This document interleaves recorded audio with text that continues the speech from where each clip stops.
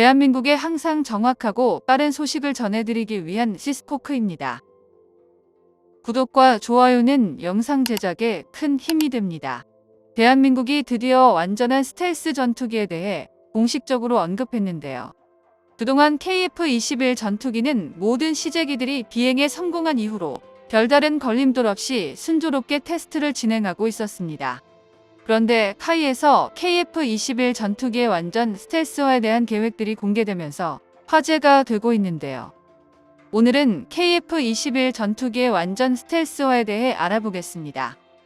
KF-21 전투기가 처음 시제기들이 비행에 성공한 순간부터 중국의 시진핑은 한국군의 KF-21 전투기에 탑재될 고폭탄 미사일을 눈여겨보고 있었습니다.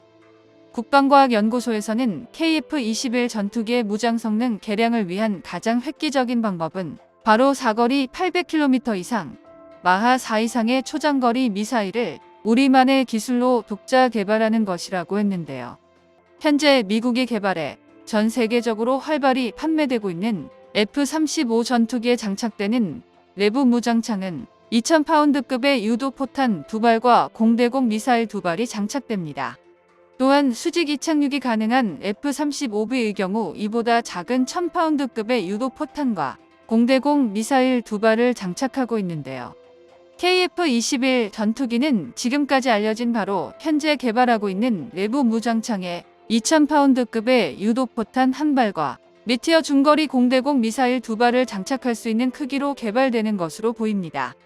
최근에 공개된 정보에 따르면 국산 내부 무장창은 길이 4.5m, 폭은 3.85m, 깊이는 0.9m 정도가 확보되는 것으로 알려졌는데요. KF-21 전투기의 내부 무장창은 기본적으로 미티어, 공대공 미사일 4발이 장착이 되는 구조이며 여기에 지상 정밀 타격 임무를 수행할 경우 유도폭탄 1발을 장착하는 형태로 운영될 시 2000파운드급의 유도포탄이 적용될 것입니다. 미 공군에서 운용하는 2000파운드급의 유도포탄의 스펙은 길이 3.8m에 직경 0.46m로 구성되어 있습니다. KF-21 전투기의 내부 무장창 스펙이 외부로 알려지면서 그동안 F-35 전투기에 비해서 날렵한 중앙 동체를 가지고 있는 것으로 알려진 KF-21 전투기가 실전에서 강력한 위력을 발휘할 수 있는 2000파운드급의 대형 유도포탄 1발까지 내장되는 것으로 알려지면서 해외 군사 관계자들의 관심이 폭발했는데요.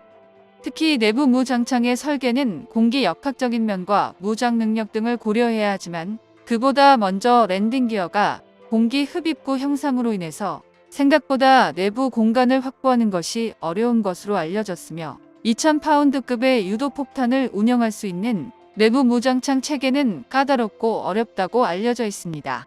미국 로키드 마틴의 F-35 전투기가 전체적으로 두꺼운 외형으로 제작된 것도 내부 무장창을 최대치로 설계하기 위해 중앙 동체까지 미사일 공간을 최대한 확보하기 위해 설계가 되었으므로 비행 능력에서 높은 저항을 받는 외형으로 탄생되었습니다. 그나마 F-35에는 전 세계에서 최고로 강력한 단발 엔진을 장착하면서 근접 전투 능력과 선회력을 갖출 수 있었는데요. F-35 전투기도 중앙 동체에 2000파운드급 유도폭탄을 운영하기 위해 설계되었기 때문입니다. 그에 비해 KF-21 전투기는 2개씩 이어붙여진 무장창의 도어를 중심에서 외부로 이중으로 접히도록 설계되어 비행 시 내부 무장창이 오픈되더라도 공기의 저항을 최소화할 수 있는 설계를 적용한 것이어서 효율적이고 이상적으로 만들어졌습니다. 스텔스 전투기에서 가장 중요한 내부 무장창은 전투기 중앙 동체 하부에 장착이 되지만 내부 무장창 위쪽으로 공기흡입구가 지나가고 좌우엔 랜딩 기어 장치가 붙기 때문에 공간을 최적으로 구성하기가 어렵습니다.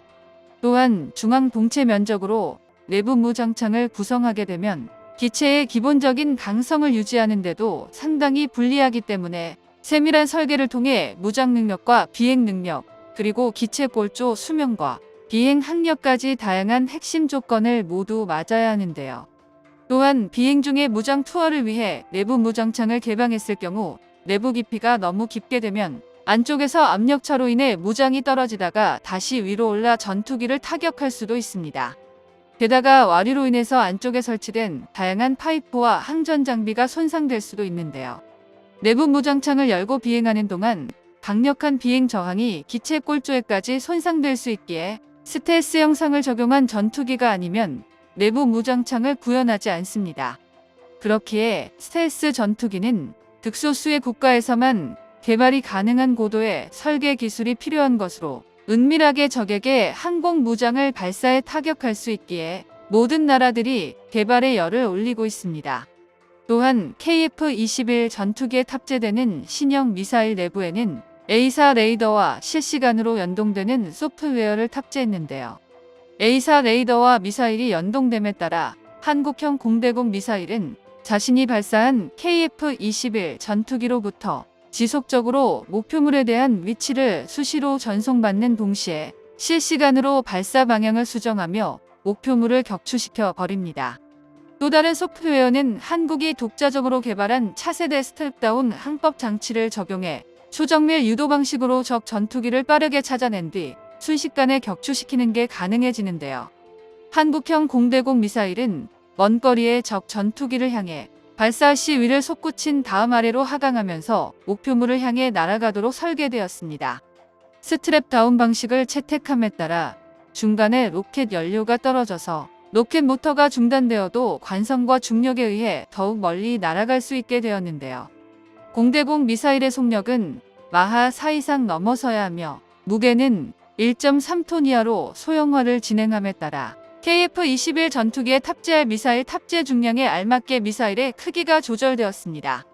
기존 4발만 장착이 가능했던 공대공 미사일 설계안이 지속적인 경량화를 거치며 KF-21 전투기의 동체에 총 8발의 공대공 미사일을 탑재할 수 있게 변화되었는데요.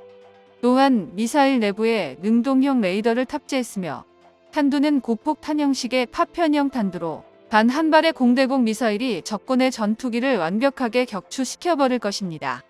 국방과학연구소는 지속적인 기술 발전을 통해 미사일의 크기를 줄이면서도 고성능 유도 로켓 모터를 탑재해 미사일의 출력을 높여 마하 4 이상의 속력을 달성했는데요.